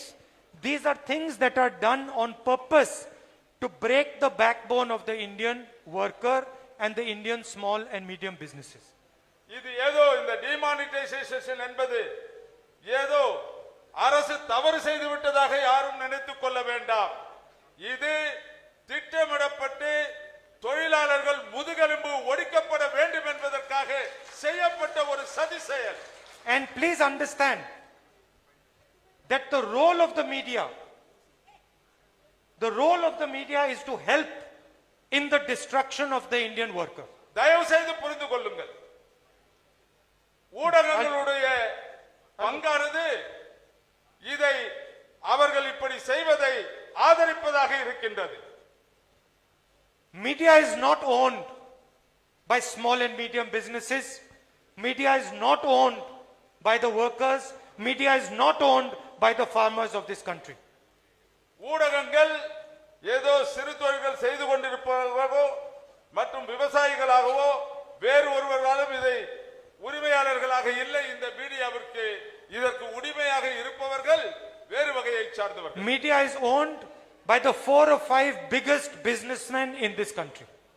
ஊடகமானது இந்தியாவிலே 4 அல்லது 5 மிக உயர்ந்த வியாபாரத்துறையிலே இருப்பவர்களால் கையாண்டப்படுகின்றது. And it is a very simple deal that Narendra Modi ji has with the biggest businessman in this country. இது ஒரு சிறிய ஒப்பந்தம் இவர்களோடு நரேந்திர மோடி செய்து கொண்டது. அவர்கள் இந்த ஊடகங்கள் ஆதரிக்க வேண்டும் என்பதாகும். The top business houses of this country give Narendra Modi marketing, they give him television, they give him media space. மிக பெரிய நிறுவனங்கள் இங்கே நரேந்திர மோடிக்கு எதை கொடுக்கின்றன என்றால் அவரை மார்க்கெட் செய்வதற்கும் அவரை விளம்பரப்படுத்துவதற்கும் அவர் செய்வதை சரி என்று சொல்வதற்கும் இந்த ஊடகங்கள் வழிவகுத்துக் கொண்டிருக்கின்றன. And Mr. Narendra Modi gives them the wealth of this country. Narendra Modi அதற்கு கைமாறாக எதை செய்கின்றார் என்றால் இவர்களுக்கு பணத்தை கொடுக்கின்றார், இந்த நாட்டையே கூட கொடுக்கின்றார். So do not think that these are mistakes that are happening. Demonetization is not a mistake. GST is not a mistake. The reaction to COVID is not a mistake. It is done on purpose. நீங்கள் எல்லாம் தயவு செய்து நினைத்துக் கொள்ள வேண்டாம் அரசானது தவறு செய்து விட்டது என்று, தவறிவிட்டது என்று. இது வேண்டுமென்றே செய்யப்பட்டது. டிமானிட்டைசேஷன் வேண்டுமென்றே செய்யப்பட்டது. ஜிஎஸ்டியும் வேண்டுமென்றே இந்த ஜிஎஸ்டி வரிமுறை செய்யப்பட்டது. இப்பொழுது ஓரளவிற்கு கோவிடும் அப்படித்தான் வந்து கொண்டிருக்கின்றது. And the aim of all these activities, all these policies is to destroy the backbone of the Indian worker, who is India's strength. இது இந்தியாவின் முதுகெலும்பாக இருப்பவர்களை, அவர்களுடைய முதுகெலும்பை உடைக்க வேண்டும் என்பதற்காக செய்யப்படுகின்ற ஒரு சதி செயல். The same thing is taking place with the farmers now. With the farmers. இதைத்தான் இப்பொழுது விவசாயிகளிடத்திலே செய்து கொண்டிருக்கின்றார்கள். Demonetization was an attack on the Indian worker. GST was an attack on the Indian worker and small and medium businesses. Demonetization தொழிலாளர்கள் மீது இழைக்கப்பட்ட அநீதி. GST என்பதும் தொழிலாளர்கள் மீது அளிக்கப்பட்ட அநீதி. And now these 3 new farm laws are the demonetization for the Kisan. These 3 new farm laws are like demonetization for the farmers. இந்த முழு ஃபார்முலா, இந்த 3 ஃபார்முலா என்னவென்றால் demonetization for the farmers, விவசாயிகள். And this is what we have to fight in an organized way. இதைத்தான் நாம் எதிர்த்து போராட வேண்டியிருக்கின்றது. I am very proud to see that the farmers are sitting outside Delhi and not allowing Narendra Modi to pass these laws. நான் மிகவும் சந்தோஷப்படுகின்றேன். நம்முடைய டெல்லியிலே இருக்கின்ற அந்த விவசாயிகள் எல்லாம், பஞ்சாப் பகுதியிலே இருக்கின்ற விவசாயிகள் எல்லாம் நரேந்திர மோடியை வெளியே வர விடாமல் செய்திருக்கின்றார்கள். Because see, Narendra Modi is an arrogant person. நீங்கள் தயவு செய்து கவனிக்க வேண்டும். நரேந்திர மோடி ஒரு திமிர் பிடித்த மனிதர். He does not understand. He does not understand the power of poor people. அவருக்கு புரியாதது ஒன்று என்னவென்றால் ஏழை மக்களுடைய சக்தி என்னவென்பது அவருக்கு புரியாமல் இருக்கின்றது. And our job is to make him understand the power of poor people, workers and farmers. நம்முடைய பங்கு என்னவென்று கேட்டால் நரேந்திர மோடி இந்த ஏழை மக்களுடைய சக்தி என்னவென்பதை அறிந்து கொள்ள வேண்டிய, வைக்க வேண்டியது நம்முடைய செயலாக இருக்க வேண்டும். So that is the way I see things. இப்படித்தான் நான் இதை பார்க்கின்றேன்.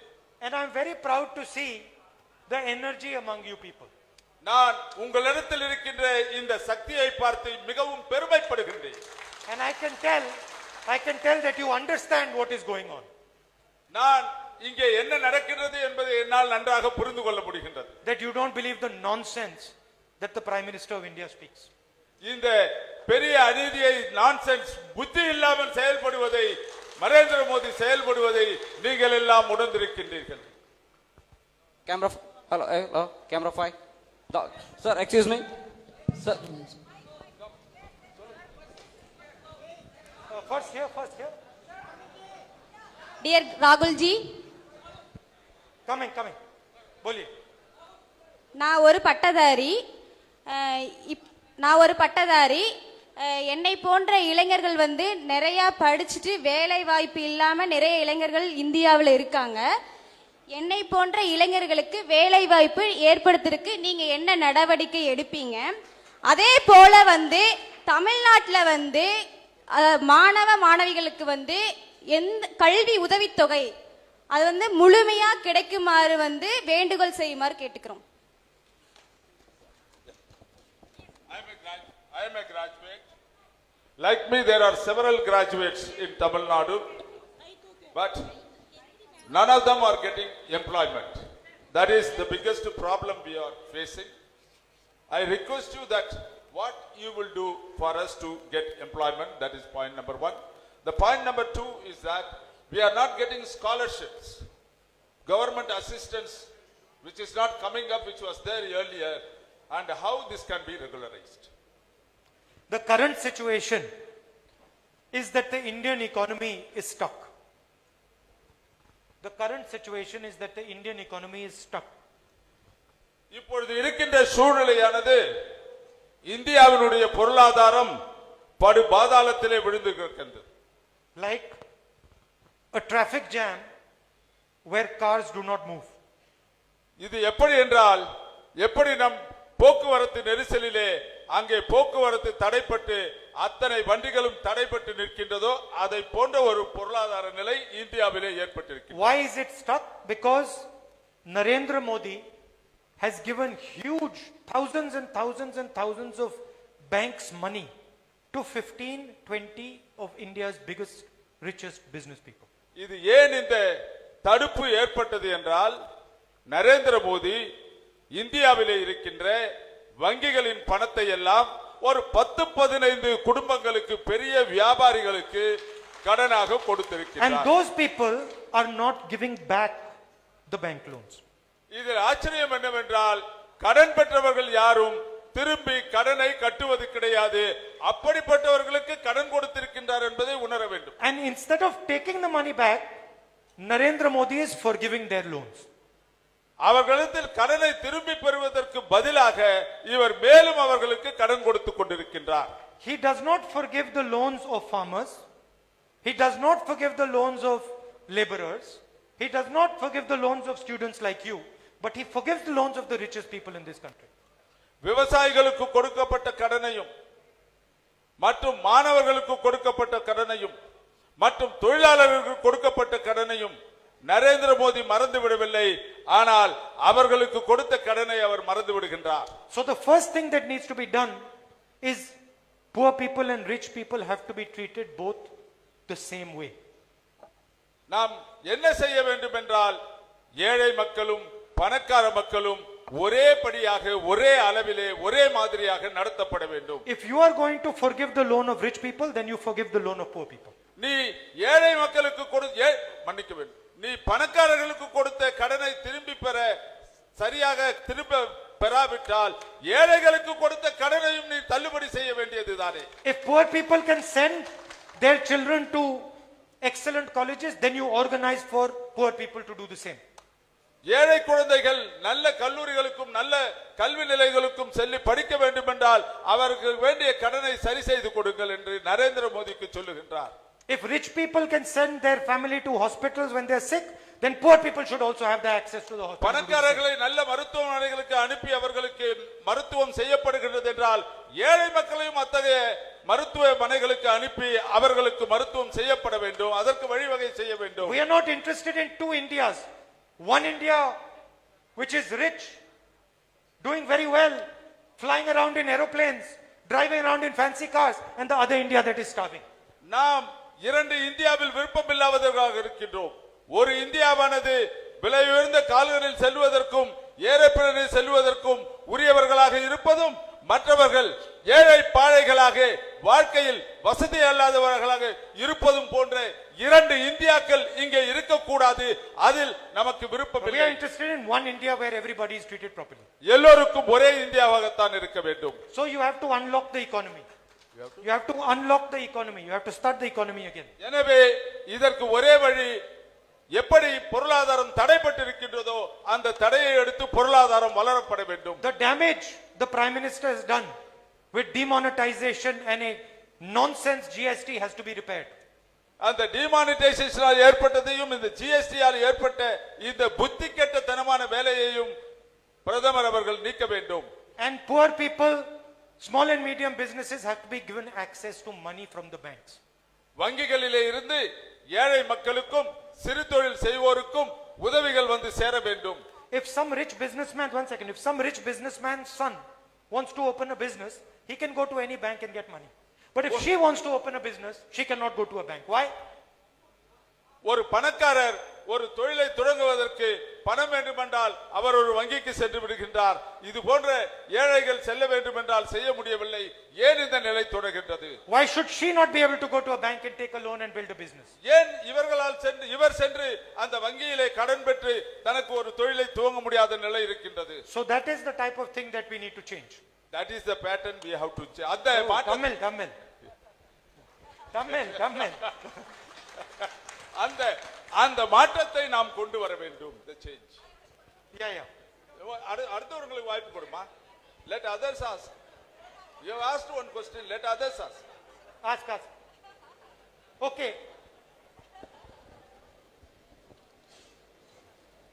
வணக்கம் சார். திருப்பூர் பணியன் தொழில்துறையில் வீடுகளில் இருந்து வேலை செய்யும் தொழிலாளர்களான எங்களுக்கு எந்த ஒரு சட்ட பாதுகாப்பும் இல்லை. எங்களை பாதுகாக்க நடவடிக்கை எடுப்பீர்களா அப்படின்னு. We are the ladies, remain at home, work with the small equipments and machines. Such kind of workers are large in Tirupur, and we don't have any protection or any assistance from any source. Would you think in some lines to help us? That is why I am here. அதுக்காக தான் இங்கே வந்திருக்கிறார். My sole purpose of being here is that. என்னுடைய முழு நோக்கமும் இதற்காகத்தான் நான் இங்கே வந்திருக்கின்றேன். வேறு எதற்காகவும் நான் இங்கே வரவில்லை. Because I do not believe that India can be strong without entrepreneurs and women like you being strong. I do not believe India can be strong unless women like you are strong. இந்தியாவானது பெண்களுடைய உழைப்பில்லாமலும் பெண்களுடைய பங்கில்லாமலும் ஒரு வளமான நாடாக இருக்க முடியாது என்று நான் கருதுகின்றேன். I think. This side. Sir, next. Yes. Sir, Hello. Mike. இந்தியாவின் இளம் தலைவர்களே, தொழிலாளர்களை சந்திப்பதற்காக தொழிலாளர்கள் மத்தியிலே வந்திருக்கின்ற உங்களை தொழிலாளர்கள் சார்பாக வரவேற்கின்றேன். இந்திய சுதந்திர போராட்டத்திலே தொழிலாளர்களுடைய பங்கு மிகப்பெரிய பங்கு. அதிலும் குறிப்பாக பஞ்சாலை தொழிலாளர்களுடைய பங்கு மிகப்பெரிய அளவிலானது. அப்படிப்பட்ட பஞ்சாலை தொழிலாளர்களுக்காக நம்முடைய மத்திய காங்கிரஸ் அரசாங்கம் ஆட்சியில் இருந்த பொழுது 1995ஆம் ஆண்டு ஒரு ஓய்வூதிய திட்டத்தை கொண்டு வந்தது, பென்ஷன் திட்டம். அதிலே 10 ஆண்டுகளுக்கு ஒரு முறை மாற்றம் கொண்டு வர வேண்டும் என்று விதிக்கப்பட்டது. ஆனால் அதற்கு பின்னால் வந்த இந்த மோடி அரசு இல்லை இந்த மோசடி அரசு தொழிலாளர்களை ஏமாற்றி அந்த தொழிலாளர் நலச்சட்டங்களை எல்லாம் நீர்த்து போக செய்து கொண்டிருக்கின்றது. நீங்கள் தொழிலாளர்களுக்காக நடப்பு நாடாளுமன்ற கூட்டத்தொடரிலே ஓய்வு வருகின்ற தொழிலாளர்களுடைய பென்ஷன் குறைந்தபட்சம் 5000 வைத்து தர இந்த நாடாளுமன்றத்திலே குரல் எழுப்ப வேண்டும். அப்படி உங்களுடைய குரலுக்கு இந்த மோடி அரசாங்கம் செய்தி சாய்க்காவிட்டால் இந்தியாவினுடைய பிரதமராக நீங்கள் பொறுப்பேற்றுக்கின்ற பொழுது முதல் கையெழுத்தாக தொழிலாளர்களுக்கு குறைந்தபட்ச பென்ஷனாக ரூபாய் 10,000 வழங்க வேண்டும் என்கிற முதல் கையெழுத்து விட வேண்டும் என்று தொழிலாளர்களின் சார்பாக நான் கேட்டுக்கொள்கின்றேன். நன்றி, வணக்கம், ஜெயஹிந்த்.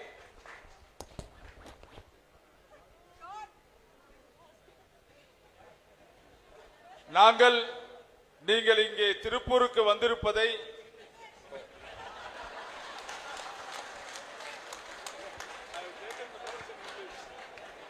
நீங்கள் அனைவரும் we welcome you to Tirupur because you have come here to meet us and to hear us. In independence movement, the weavers, the people engaged in cotton work have taken the largest share of fighting the British. When the Congress government was there, a scheme has been brought in to provide pension. But now this Modi's government has stopped it. What I request you is, at least when Congress comes to power, you should sign the first order that a minimum of 10,000 rupees pension should be provided. Absolutely, but our plan in the last Lok Sabha was much bigger than just doing that. Our plan was to provide a scheme where all poor people would be given money directly in their bank account. Congress கட்சியினுடைய திட்டமானது கடந்த லோக்சபாவில் கூட இதை நாங்கள் பேசி இருக்கின்றோம். நேரடியாக மக்களுக்கு பண உதவியை செய்ய வேண்டும் என்ற திட்டம்தான். இதன் தொடர்பாக நீங்கள் ஏற்கனவே பேசும்பொழுது கூட சொன்னார், அந்த நியாய திட்டத்தை பற்றி பேசுகின்ற பொழுது அது போன்று லைக் தட் நாங்கள் ஏற்கனவே பாராளுமன்றத்திலே இது போன்ற ஒரு திட்டத்தை கொண்டு வருவதற்காக இருக்கின்றோம், செய்வோம். What I can guarantee you, நான் உங்களுக்கு உத்தரவாதம் தருகின்றேன், is if there is a Congress government, we will protect the interest of poor people, of farmers, of workers, of laborers, of small and medium businesses. Congress government வரும் அரசாங்கம் வரும் பட்சத்திலே நாங்கள் தொழிலாளர் மக்களுக்காகவும் விவசாயிகளுக்காகவும் மற்றும் வெவ்வேறு துறைகளிலே இருக்கின்ற தொழிலாளர்களுக்காகவும் வேண்டியதை கண்டிப்பாக நாங்கள் செய்வோம். And pensions is a huge part of that. And pensions is a big part of that. இந்த ஓய்வூதியம் என்பது அதில் ஒரு பெரும் பங்காக இருக்கும் என்று நான் உறுதியளிக்கின்றேன்.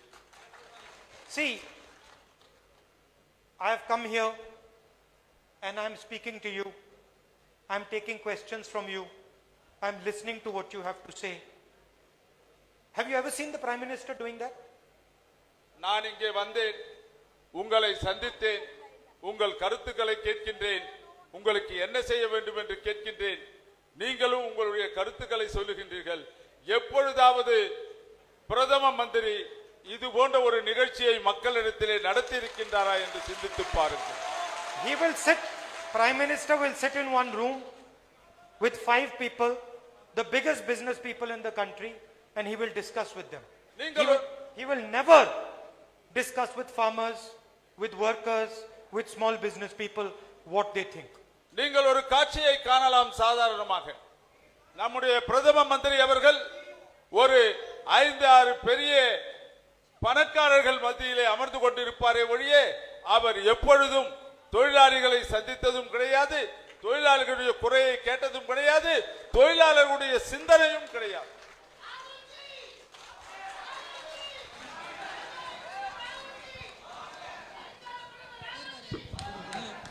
Hello. Hello. Hello. Where is the person? Hello. இந்த பக்கம் sir. Hello. Sir. Mic kiske paas? Hello. Sir. Sorry. Namaskar. பேர் ராஜாமணிங்க சார். கட்டுமணி தொழிற்சங்கத்திலிருந்து வரேங்க சார். பெயிண்டிங் வேலை செய்கிறேன். ஹலோ. கட்டுமணி தொழிற்சங்கத்திலிருந்து வரேங்க சார். ராஜாமணி பெயிண்டிங் வேலை செய்கிறாங்க. எங்கள் மாதிரி ஏழை மக்களுக்கெல்லாம் வந்து சலுகை கம்மியாக கிடைக்குதுங்க. 1000 ரூபா உதவி கிடைக்கிறதே பெரிய விஷயமா இருக்குதுங்க. இனிமேல் இந்த மாதிரி 60 வயசு இருக்கவங்களுக்கு 1000 ரூபா தான் பென்ஷன் தொகை கொடுக்குறாங்க. அந்த 60 வயசு வாழ்கிறதே கஷ்டமாக தெரியுதுங்க. அதனால் இனிமேல் பென்ஷன் தொகையெல்லாம் அதிகம் பண்ணி கொடுக்கணுங்க. விதவைகளுக்கு பணம் வந்து கொடுக்கணுங்க. படிக்கிற மாணவர்களுக்கு கஷ்டப்பட்டு சேர்த்த வேண்டியதாக போகுதுங்க. ஒரு காலேஜ் சீப்புகளுக்கெல்லாம் வந்து டொனேஷன் அதிகமாக இருக்குதுங்க. என்னோட வருமானம் கம்மியாக இருக்குது. என் பையன் காலேஜ் படிக்க வைக்கிற கஷ்டமாக இருக்குது. இலவச காலேஜ் அதுக்கு வந்து கொண்டு வரணும். Okay. I am a painter. I am working as a painter and getting very small salaries. People are getting about 1,000 rupees or less in a month even. And students are not getting assistance to go to colleges. And for 60 years and above people only 1,000 rupees is given. That is too small. And therefore I suggest that quite a wide amount of pension schemes should be implemented. நிரந்தரமான வேலை இல்லாத கொடுமைங்க. This section. What type of painting does he do? என்ன paint பண்றீங்க? Building லைன்ல paint கட்டட வேலை செய்றாங்க. Building லைன்ல பெயிண்டிங். ஆமாங்க. பில்டிங்ல ஒயிட் வாஷ் பண்றது, பட்டி வைக்கிறது. Building is doing white wash. White washing in building. Paintings. ஒரு நாளைக்கு ஒரு 700 ரூபாய் சம்பாதிக்கிறது ரொம்ப கஷ்டங்க. எனக்கு ஒரு பொண்ணு ஒரு பையங்க. நான் ஒரு 1000 லட்சக்கணக்கான பேருக்கு சர்வீஸ் பண்ணணும் அப்படிங்கிற ஒரு கொள்கையில இங்க வந்திருக்கிறேங்க. I have got one boy and a girl as my children and I get about 700 rupees in a day. To maintain the family it is very difficult under this situation. But yet I have come here to meet you with a big hope. பொருளாதாரம் மட்டும் இல்லைங்க. Thank you for coming. Thank you. And I appreciate very much that you have come. நீங்கள் இங்க வந்ததை நான் பாராட்டுகின்றேன். And it is our duty to make sure that people like you are comfortable. இது எங்களுடைய வேலை. உன்னை போன்றவர்கள் வாழ்க்கையில் வளம் பெற வேண்டும் என்பது.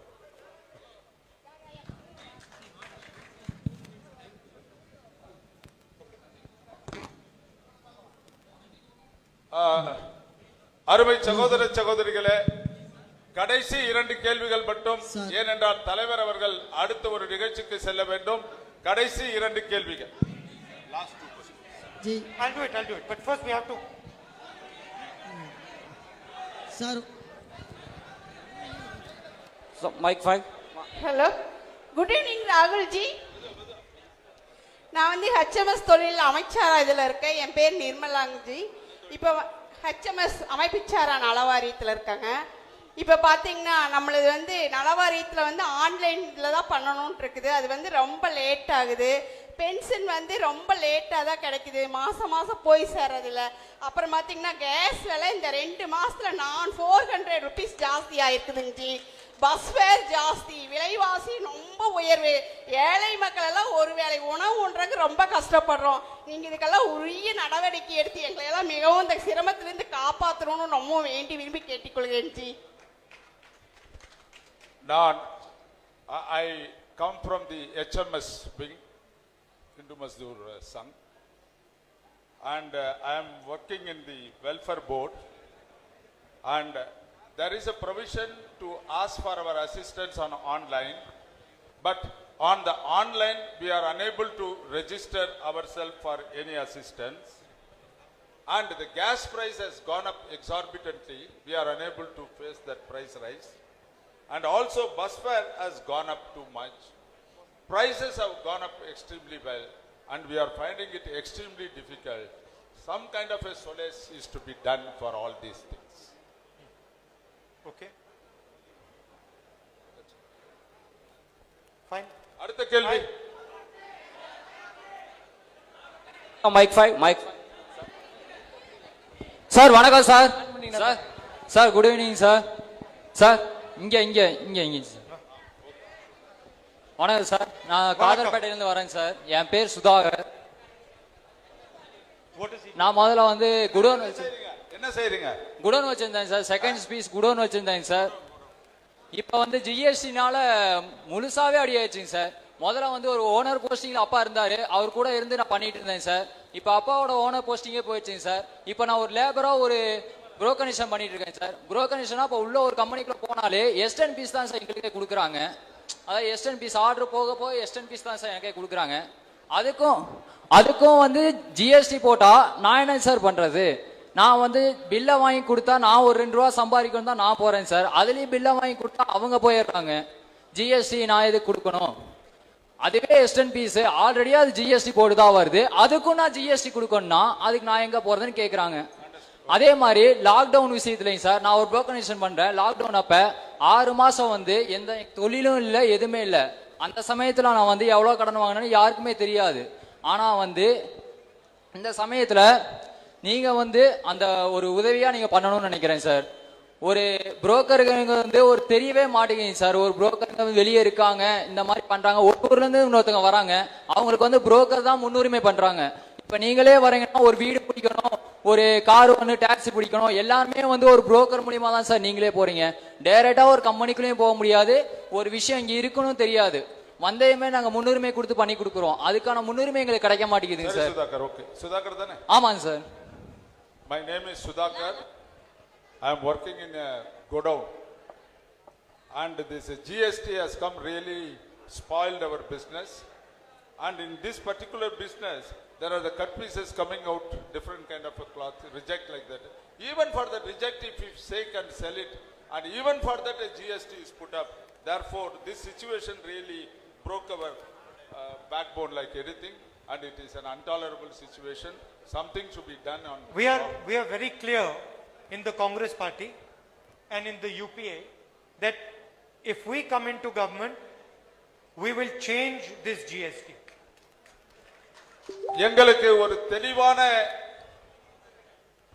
எண்ணம் இருக்கின்றது இந்த ஜிஎஸ்டியை பற்றி. இந்த ஜிஎஸ்டி ஆனது சரியான ஜிஎஸ்டி இல்லை என்பதை நாங்கள் அறிவோம். நாங்கள் ஆட்சிக்கு வருகின்ற பொழுது இந்த ஜிஎஸ்டியை மாற்றி அமைத்து மக்களுக்கு நல்லதை செய்கின்ற ஒரு ஜிஎஸ்டி ஆக இது இருக்கும். We will give you a GST that has one tax and minimum tax. நாம் ஒரு ஜிஎஸ்டி முறையை கொண்டு வருவோம். அதன்படி ஒரு வரிதான் இருக்கும். அந்த ஒரு வரியும் குறைவான வரியாகவே இருக்கும். This current GST system is extortion. This is not a tax, this is extortion. இப்பொழுது இருக்கின்ற இந்த ஜிஎஸ்டி சிஸ்டம் இது வரி அல்ல, இது கொள்ளையடிப்பது. So we are committed to changing it when we come to power. நாம் ஆட்சிக்கு வரும் பொழுது கண்டிப்பாக இதை மாற்றி அமைப்போம், கண்டிப்பாக இதை செய்வோம். But we will make sure that Narendra Modi ji pays the same GST that he is paying today. நாம் மற்றொன்றையும் இதை செய்வோம், கண்டிப்பாக உத்தரவாதம் செய்வோம். நரேந்திர மோடியும் அந்த ஜிஎஸ்டியை தான் கட்டுகின்ற வழியிலே இந்த ஜிஎஸ்டி அமையும்.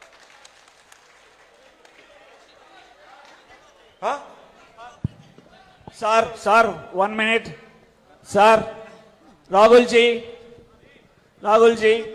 sir, कहाँ है आप? sir, good evening sir, Tiruppur Perumanallur. Good evening Rahul ji. நான் திருப்பூர் பெருமாநல்லூர் ஐஎன்டிசி தொழிற்சங்கத்தின் சார்பில் வந்திருக்கிறோம். ஐஎன்டிசி பிரதானமான உங்களுக்கு சப்போர்ட்டாக இருக்கிறது. அன்புக்குரிய தலைவர் அவர்களே, இந்தியாவில் நரேந்திர மோடி அரசாங்கம் அனைத்து துறைகளையும் தனியார்மயமாக்கி தொழிலாளர்களுக்கு நிரந்தரம் இல்லாமல் செய்து கொண்டிருக்கிறது. நீங்கள் ஆட்சி பொறுப்பு ஏற்பீர்களானால் மீண்டும் அரசு பொதுத்துறைகளை பலப்படுத்துவதற்கு உங்களிடத்தில் திட்டம் இருக்கிறதா? இந்திய தொழிலாளி வர்க்கத்தை மேம்படுத்துவதற்கான என்ன திட்டம் வைத்திருக்கிறீர்கள்?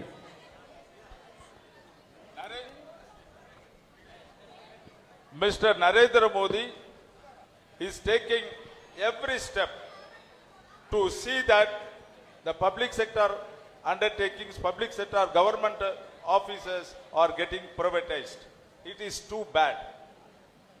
And the public sector undertakings has to function in the way it was functioning earlier.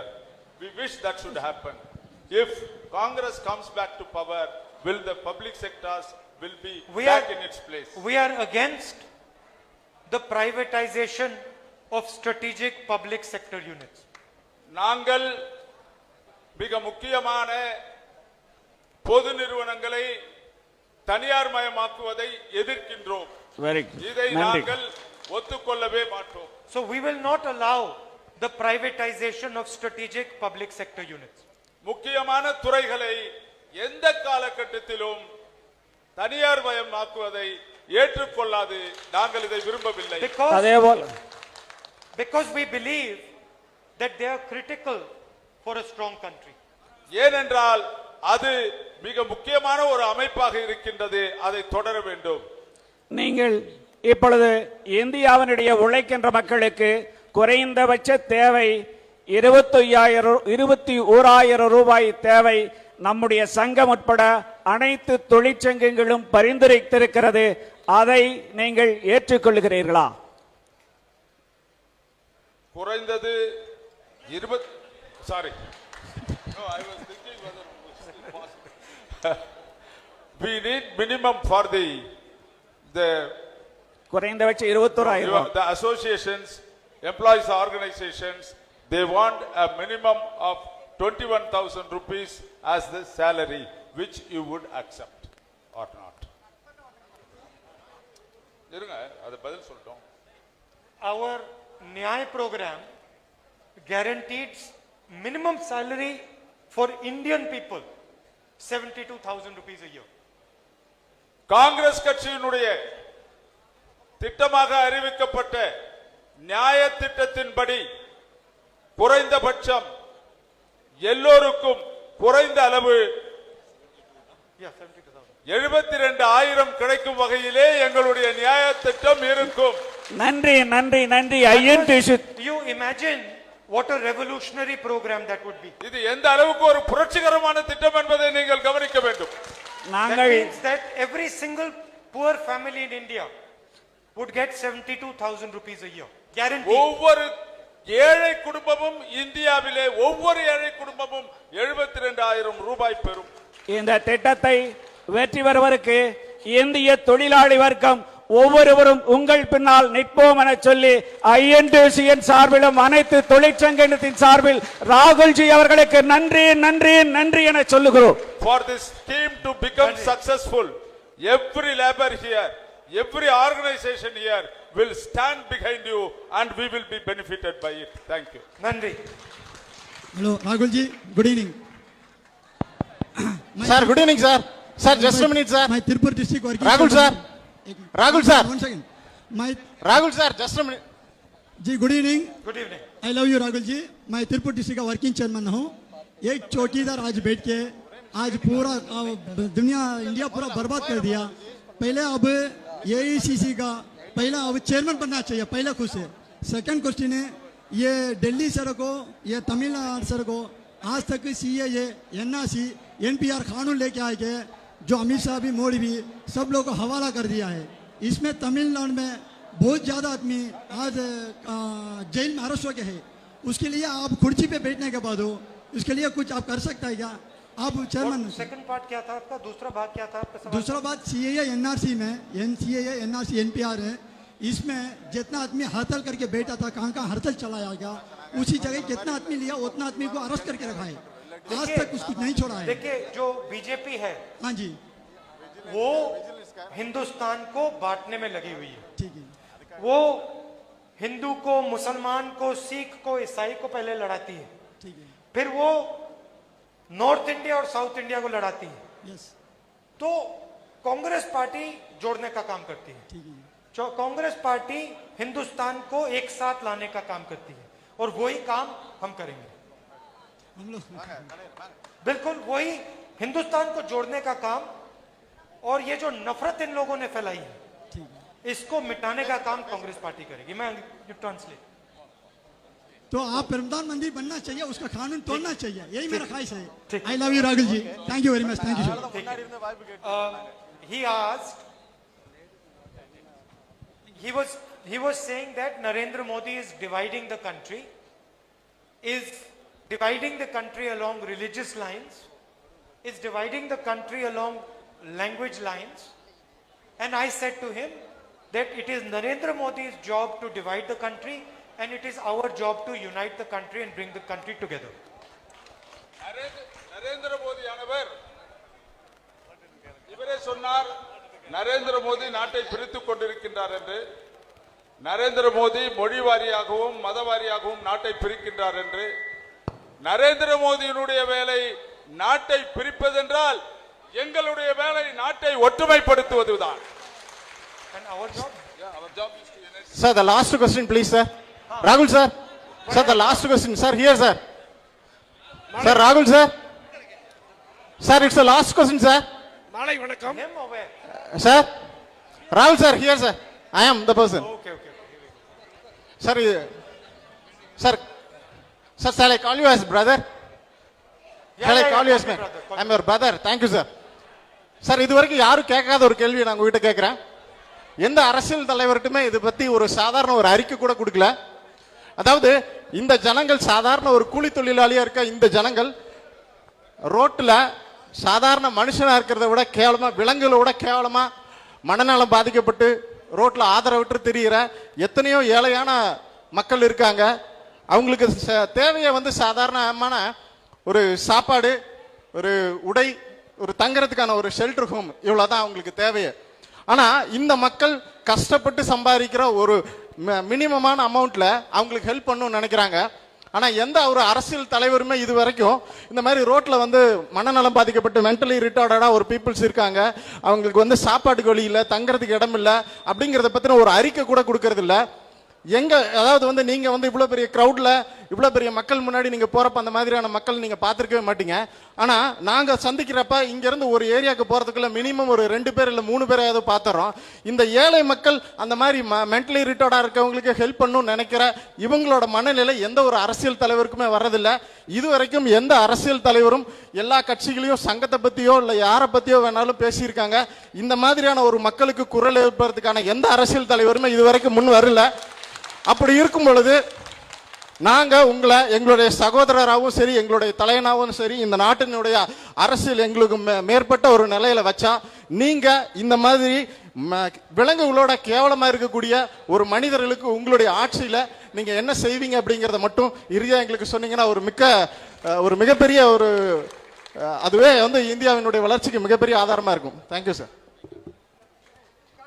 We are the people, there are a lot of poor people in this country. They are beggars, they are wage earners, and they are retarded, mentally retarded people, and they are very poor and they are worse than animals. And no leader has come and cared for them. they didn't bother about what they come and talk for their votes, they come and talk for their welfare, and they come simply go away, and they never bother about this kind of people. Never a leader had come and address this. But like a brother, like a leader for this country, you have come here, and we consider you like that only. Kindly please let us know something about what you can do for this mentally retarded and the rejected people.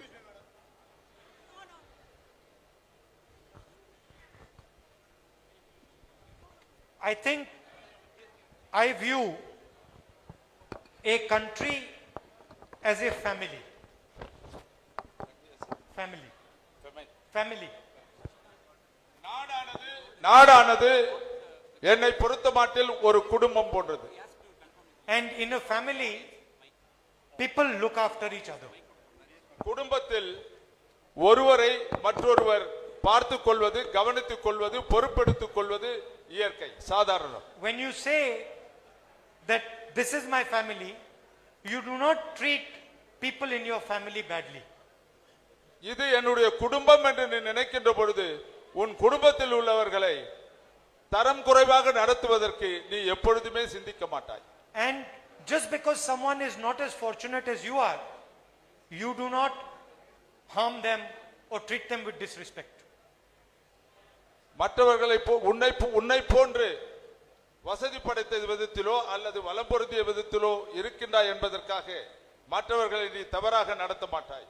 So each one of us is responsible for people who are weaker than us. நாம் ஒவ்வொருவரும் நம்மை விட பலவீனமாக இருப்பவர்களை பொறுப்பெடுத்துக் கொள்வதற்கு தயாராக இருக்க வேண்டும். And every single living being has some strength. ஒவ்வொரு வாழ்ந்து கொண்டிருக்கின்ற ஒவ்வொரு உயிருக்கும் ஒவ்வொன்றுக்கும் பலம் இருக்கின்றது. And we should work to make that person stronger. We should work to make that person stronger. நாம் அவர்களை இன்னும் பலம் பெற்றவர்களாக செய்வதற்கு பணியாற்ற வேண்டும். Currently, the approach is very selfish. ஒரு சுயநலத்தை சார்ந்ததாக அது இருக்கக்கூடாது. Prime Minister, for example, and the RSS treat entire communities with disrespect. பிரதமரும் ஆர்எஸ்எஸும் இந்த சமுதாயத்தையே அவர்களுக்கு மதிப்பில்லாத தரமாக நடத்தி கொண்டிருக்கின்றார்கள். You imagine that for the first time in our history, a prime minister does not respect the Tamil language. சரித்திரத்திலேயே வரலாற்றிலேயே இப்பொழுதுதான் முதலாக ஒரு பிரதம மந்திரி தமிழ் மொழிக்கு கொடுக்க வேண்டிய மரியாதையை கொடுக்காமல் இருக்கின்றார், அதை அவமானப்படுத்துகின்றார். He does not respect the history of the Tamil people. அவர் தமிழர்களுடைய வரலாற்றை மதிக்காதவராக இருக்கின்றார். What does he mean by saying one culture? ஒரே கலாச்சாரம் என்று சொல்வதின்படி அவர் எதை குறிப்பிடுகின்றார்? Is the Tamil culture not unique? தமிழினுடைய கலாச்சாரமானது ஒரு தனிப்பட்ட கலாச்சாரம் இல்லையா? Is the Bengali culture not unique? பெங்காலிகளுடைய கலாச்சாரம் ஒரு தனிப்பட்ட கலாச்சாரம் இல்லையா? Is the Punjabi culture not unique? பஞ்சாபிகளுடைய பண்பாடும் கலாச்சாரம் ஒரு தனிப்பட்ட தன்மை உடையதல்லவா? What does he mean by one language? Is Tamil not unique? Is Tamil not special? Is Bengali not special? என்ன நினைக்கின்றார் அவர்? தமிழை பற்றியும் பெங்காலியை பற்றியும் பஞ்சாபியை பற்றியும் என்று தெரியவில்லை. அவர் எதற்காக இப்படி நடந்து கொள்ளுகிறார் என்று புரியவில்லை. So once we start to accept everybody, accept all languages, accept strong people, accept weak people and treat them with respect, a lot of these problems will be solved. நாம் பலவீனமாக இருப்பவர்களை நம்மோடு அணைத்துக் கொள்ள முயற்சிக்கின்ற பட்சத்திலே பெருவாரியான பிரச்சனைகள் நமக்குள்ளாக இருப்பது நிராகரிக்கப்படும், அவை தீர்த்து வைக்கப்படும். If the leader of a country or a state is humble, the state or the country will do well. If the leader of a state or a country is arrogant, the state or country will go into a disaster. ஒரு நாட்டினுடைய தலைவர் ஒரு தன்மானமுடையவராகவும் மக்கள் மீது தயவுடையவராகவும் நடந்து கொண்டால் அந்த நாடு வளர்ச்சி பெறும். ஆனால் ஒரு நாட்டினுடைய தலைவர் அகங்காரம் பிடித்தவராக இருந்தால் அந்த நாடு வளர்ச்சி பெறவே பெறாது. Thank you.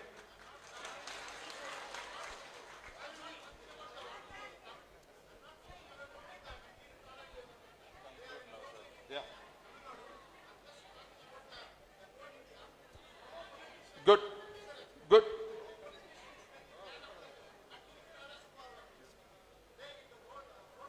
Right.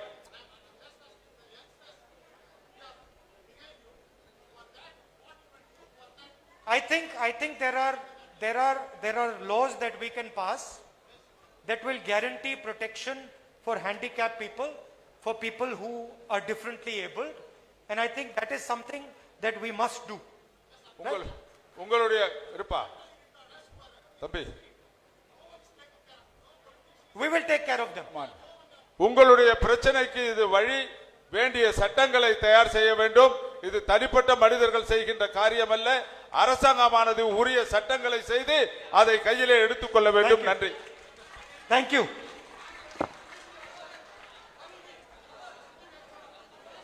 अंतिम सवाल. हाँ.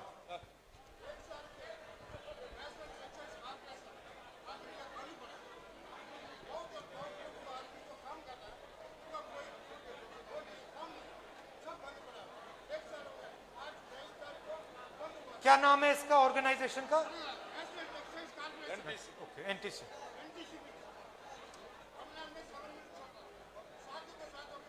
எல்லாரும் அமைதியா உட்காருங்க.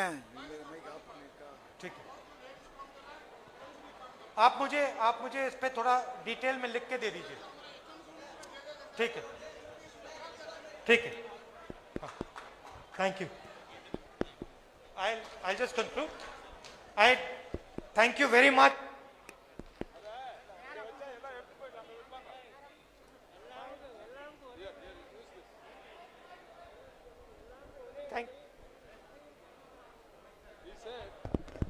He said for அனைவரும்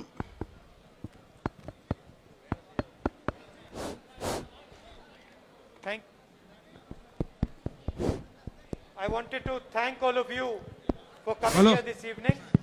Thank you for your questions and your opinions. உங்கள் அனைவருக்கும் இந்த மாலை நேரத்தை வழங்கியமைக்காக என்னுடைய நன்றியினை தெரிவித்துக் கொள்ளுகின்றேன். மீண்டும் சந்திப்போம். முடிச்சிட்டார்.